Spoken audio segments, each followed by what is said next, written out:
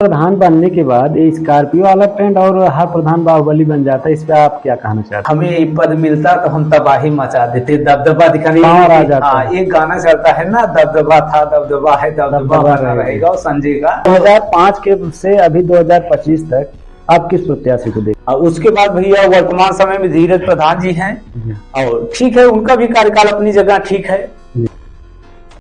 नमस्कार साथियों, आज हमारे साथ जुड़ चुके हैं असरोपुर ग्राम सभा के युवा प्रत्याशी चंदमणि यादव, जो बताएंगे पंचायती राज चुनाव में किस तरह से प्रत्याशी न युवाओं को एक अच्छी दिशा की तरफ न ले जाकर एक नशा की ओर ले जाते हैं। तो सर, किसी ग्राम सभा के लिए ग्राम प्रधान का कर्तव्य क्या होता है? सर, प्रथम तो हम अपने ग्राम वासियों को होली की शुभकामनाएं एवं बधाई देते हैं, और साथ साथ संपूर्ण भारतवासियों को होली की हार्दिक बधाई एवं शुभकामनाएं। रमजान भी चल रहा है, इसमें मुस्लिम भाइयों को भी हार्दिक बधाई एवं शुभकामनाएं, उनका रमजान अच्छे ढंग से बीते। हमारा पहला सवाल है, हाँ। ग्राम सभा के लिए ग्राम प्रधान का कर्तव्य क्या होता है? ग्राम प्रधान का कर्तव्य ये होता है भैया, ग्राम सभा को आप एक अच्छी दिशा दें। ये नहीं कि ग्राम सभा को आप गर्द की तरफ ले जाएं। अगर युवा ग्राम प्रधान आप बन रहे हैं नए दौर के, तो उनको अच्छी दिशा में ले जाइए, नहीं दारू गांजा शराब ये सब पिला के आप क्या करेंगे? उनको तो डुबवा रहे हैं, साथ में उनके परिवार वालों को, बच्चों को भी एकदम ज्ञान से रहित कर देंगे। हो सके तो अच्छा ज्ञान दीजिए उनको, अच्छी अच्छी शिक्षा दीजिए, जिससे उनका भविष्य उज्जवल हो, आने वाला समय उनका खुशहाल बीते ना जी। भाई, उनके बाप को आप दारू गांजे की लत लगा रहे हो, तो अपने बच्चों को क्या शिक्षा देंगे जी? अगर अच्छा ज्ञान देंगे तो भाई वो अपने बच्चों को पढ़ाएंगे, आगे दिशा उनकी अच्छी बनेगी, भाई उनका जीवन खुशहाल बनेगा।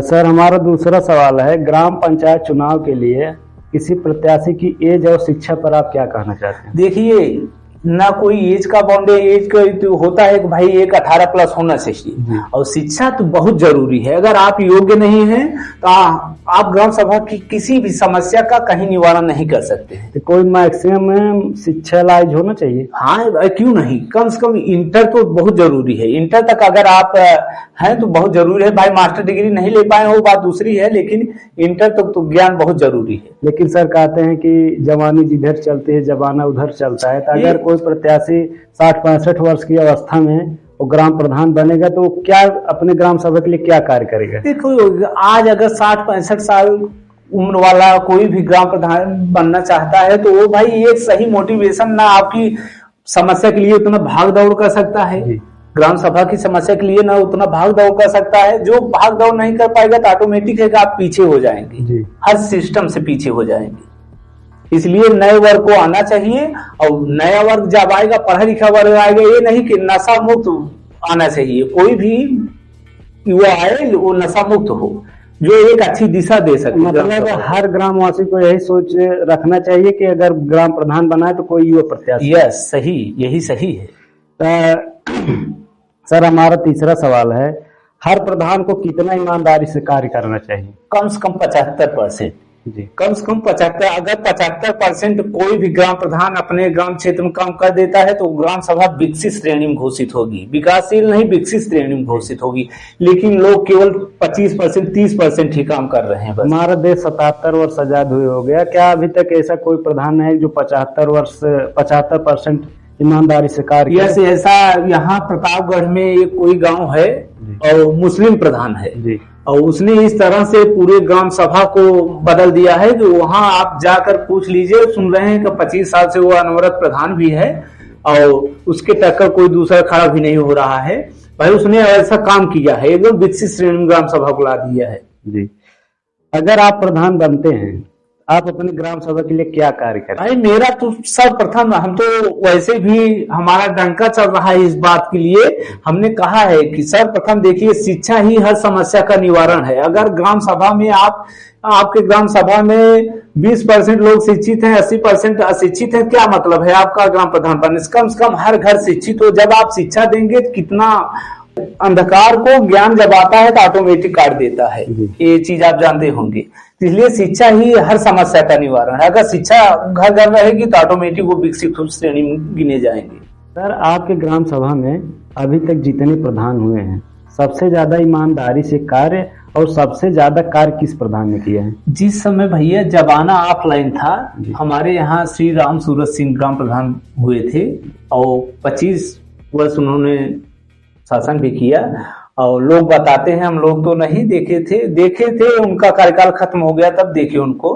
और लोग बताते हैं कि भाई जब तक वो ग्राम प्रधान थे, चाहे जिस वर्ग से हो, किसी प्रकार को किसी दिक्कत नहीं होने पाती थी।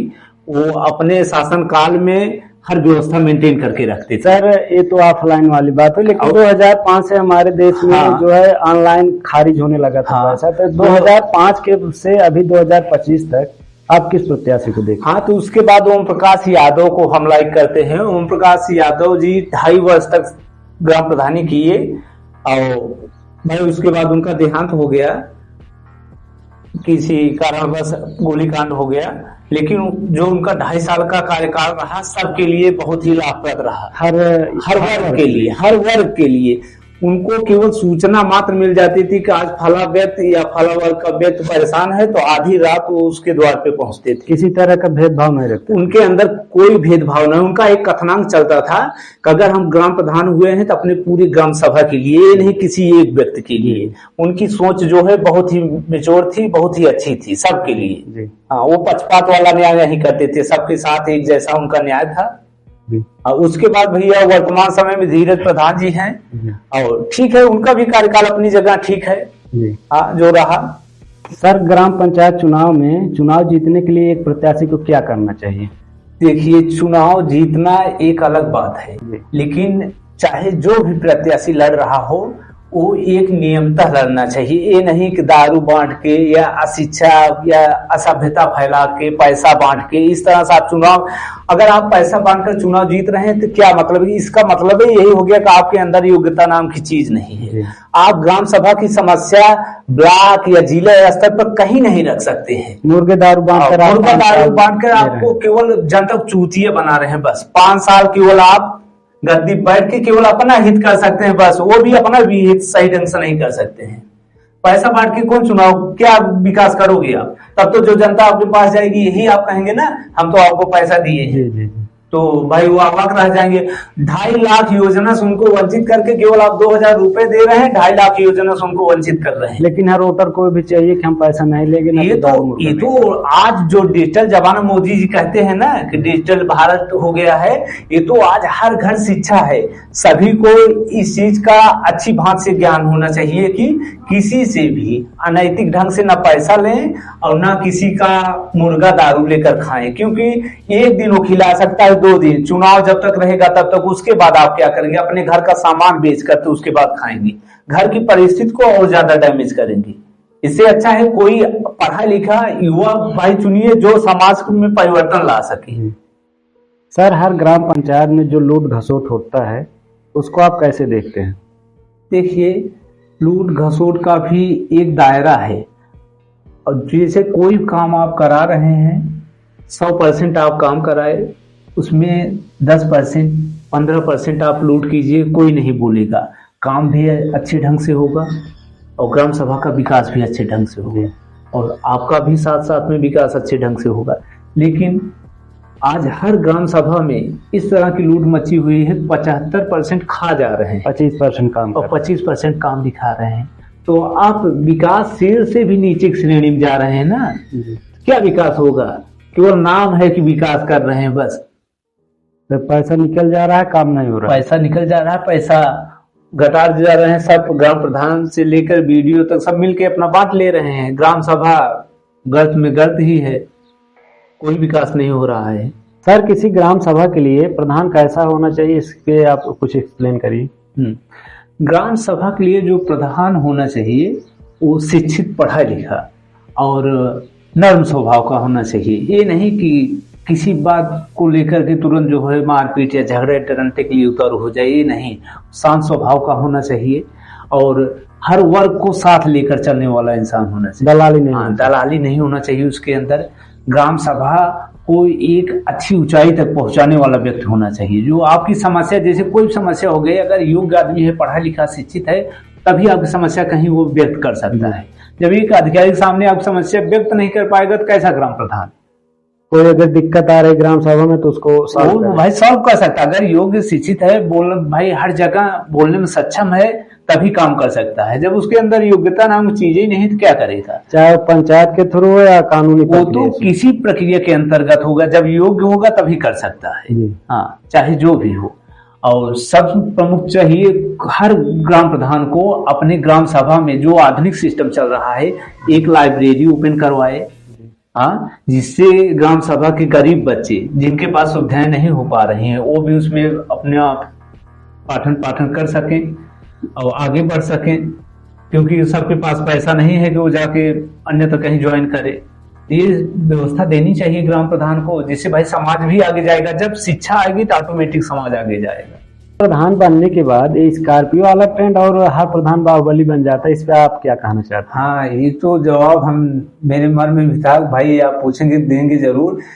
कुछ लोगों की देखिए मानसिकता रहती है कि हमें एक पद मिलता तो हम तबाही मचा देते, दबदबा दिखाने। हाँ, एक गाना चलता है ना, दबदबा था दबदबा है दबदबा बना रहेगा, और संजय का, तो उसमें आ जाते हैं वो अयोग्य लोग। वही करना चाहते हैं, वो सोचते हैं कि हमें पद मिल जाए, बस उसके बाद समाज में विखंडिता पैदा कर दी। वोट लेते वक्त तो पहले पैर छूते थे, और पद पा जाने के बाद पैर काट लेना चाहते हैं। हाँ, तो ऐसा सिस्टम चल रहा है कि जब वो पद पा जाते हैं तब अपने आगे छोटे बड़े की मान मर्यादा भूल जाते हैं। देखा जाता है कि अधिकतर प्रधान जीतने के बाद स्कॉर्पियो ले लेते हैं। तो हमने तो आपको बताया ना कि वही नंबर 2 वाला काम ना, कि जैसे अगर कोई भी योजना आई, वहाँ काम 1 लाख की योजना आई सिस्टम में, तो केवल तब वहाँ यूज करें 25% यूज करें, 75% अपने जेबी में डालेंगे। वही स्कॉर्पियो दिखाना चाहेंगे ना भाई, वो दबदबा अपना कायम करना चाहते हैं बस, और कुछ नहीं। और जो दबदबा दिखाता है वो काम नहीं करता। हाँ, काम 1 लाख की योजना आए सिस्टम में, तो केवल तब वहाँ यूज करें 25% यूज करें, 75% अपने जेबी में डालेंगे। वही स्कॉर्पियो दिखाना चाहेंगे ना भाई, वो दबदबा अपना कायम करना चाहते हैं बस, और कुछ नहीं। और जो दबदबा दिखाता है वो काम नहीं करता, वो केवल समाज गर्त में डालता है। काम करके दबदबा नहीं दिखाता भाई। काम अगर आप काम किए होंगे तो आपका काम खुद बोले, काम बोलता है, और दबदबा वाले अपना दबदबा दिखा के बोलाना चाहते हैं, जो दिखता है वही दिखता है बस। सर, पंचायत चुनाव में कुछ लोग वोट के ठेकेदार होते हैं, तो क्या उनके कहने पर सच में वोट मिलता है? इस पे आप क्या कहना चाहते हैं? आज का जो सिस्टम है ऐसा कुछ भी नहीं है। वो केवल जो कैंडिडेट लड़ रहे हैं, जो प्रत्याशी हैं, उनको केवल चूतिया बनाते हैं। जो चूतिया हैं वो उनके फेवर में आ जाते हैं, प्रत्याशी से पैसा लेने के लिए, बस केवल पैसा लेने के लिए, और दूसरा कुछ नहीं। उनका पतन करते हैं और कुछ नहीं करते हो। उनके पैसे से चाय पीते हैं, अरे उनके पैसे से चाय पियेंगे, भाजी आएगी और खर्चा चलेगा उनका, केवल उनको बेवकूफ बना रहे हैं बस। ये वो अपना वोट केवल दे दे, ये बात समझ लीजिए, दूसरे क्या वोट दिलाएंगे। आज जो जमाना चल रहा है डिजिटल, उसमें हर घर के बच्चे पढ़े लिखे, हर घर अब तो शिक्षा से युक्त है, तो सब संपन्न है, सब जान रहे हैं किसको हमें देना है, किसको नहीं देना है, कौन हमारे लिए कार्य कर सकता है, कौन नहीं कर। जो पैसा ही देगा क्या कार्य करेगा? जी जी। इसलिए ये तो चूतिया बनाने वाली वही राजनीति है, और जो उसके चक्कर में आ गए हैं वो बर्बाद हो रहे हैं। ठेकेदार सब गलत बोलते हैं। अरे भाई, ठेकेदारों को तो काम ही है, उनको तो एक पैसा लेने के लिए झूठ बोलेंगे ही, हम आपको 100 वोट दिवा दे रहे हैं, 50 वोट दिवा दे रहे हैं। वो पहले अपना यार हमने बताया, वो खुद किसी सिस्टम खड़े हो जाए कहीं तो उनका साथ देने वाला कोई नहीं है, समझ रहे हैं? वो यही कर ही रहे हैं। इधर आपसे कह रहे हैं, उधर दूसरे से बोल रहे हैं। अगर इतने बड़े ठेकेदार हैं, खुद प्रत्याशी बन जाते ना, अगर उनके पास इतना वोट होता तो। ग्राम पंचायत में ग्राम प्रधान के होने के बाद उनके कुछ चाटुकार होते हैं, तो क्या ये सही है गलत है? भाई ये तो सत्य है। चाटुकार जो हैं, देखिए अच्छे अगर संयोजक कहा नहीं जाए, ये बात कही भी जाती है कि अगर राजा के मंत्री अच्छे हैं तो पूरा कार्यभार बहुत अच्छे ढंग से चलता है।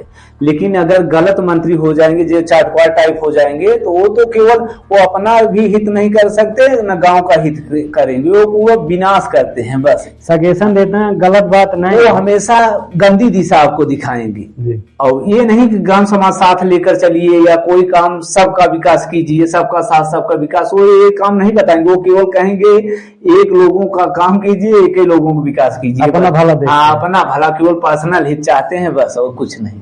उनका काम ही है कि इनका पतन कर दो, जिसके साथ वो लगेंगे उनका पतन कर दो। कोई प्रत्याशी चार्ट क्वार्टर के उत्थान पड़ता है तो उनका विनाश है भाई, जो चार्ट क्वार्टर के चक्कर में पड़ेगा उसका पतन हो ही जाएगा, क्योंकि चार्टवार वही लोग होते हैं जो आपको समूल नाश कर देंगे। वो आपके पास आएंगे तो आपकी कमी नहीं बताएंगे, केवल आपको खाइम गिराने के लिए बताएंगे कि आपको बहुत अच्छा